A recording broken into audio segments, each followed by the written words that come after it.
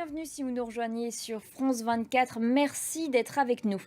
La déception est aussi grande que l'espoir était fou, celui d'un doublé en Coupe du Monde et d'une troisième étoile.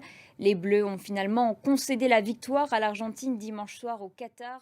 Issue amère donc pour les Français avec cette sensation que la victoire leur a échappé de si peu. Écoutez Hugo Lloris, gardien et capitaine de l'équipe de France. Malgré tout, les Bleus nous ont fait rêver et nous ont rendus fiers. Ce sont les mots d'Emmanuel Macron qui assistait au match dimanche soir au Qatar. On écoute le président français.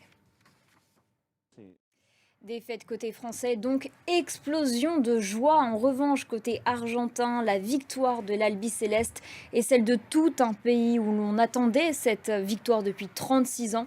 On vous fait revivre cet après-midi de folie à Buenos Aires. Regardez.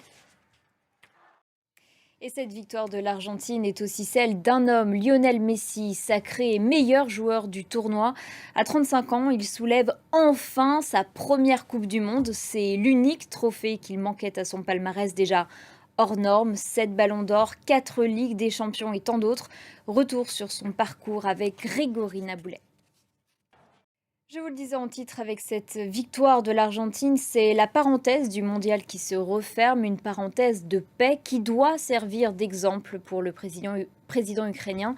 Alors que les frappes russes se poursuivent et continuent chaque jour ou presque à faire des morts, Volodymyr Zelensky lance un nouvel appel à la paix. On l'écoute. Fin de cette édition, merci de l'avoir suivi. Prochain point sur l'actualité dans une quinzaine de minutes. À tout de suite.